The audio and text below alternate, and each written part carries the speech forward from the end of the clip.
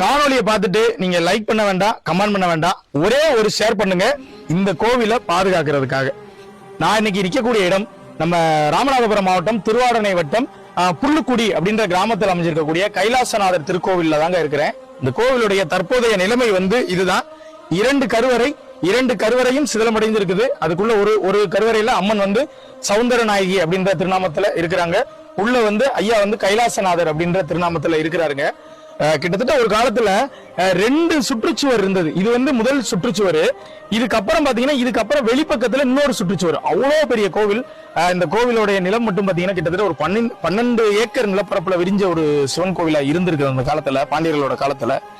பாண்டிய மன்னர்கள் இந்த கோவிலை கட்டியிருக்காங்க. பின்னாடி வந்த இந்த சேதுபதி சமஸ்தான மன்னர்கள் எல்லாமே இந்த கோவிலுக்கு திருப்பணிகள் பண்ணிருக்காங்க. இது எல்லாத்துக்குமே இந்த கோவில்ல கல்வெட்டு ஆதாரங்கள் இருக்குது.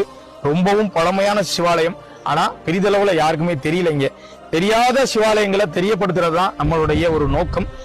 நாங்க எங்களுடைய கடமையை இந்த காணொலி வாயிலா உங்ககிட்ட சேர்த்திருக்கோங்க. நீங்க என்ன பண்ணணும்னா ஒரே ஒரு ஷேர் பண்ணுங்க. நீங்க பண்ணக்கூடிய ஷேரை வச்சு இன்னும் 4 பேர் ஷேர் பண்ணுவாங்க. வெளி உலகத்துக்கு இந்த கோவில் தெரியப்படும்.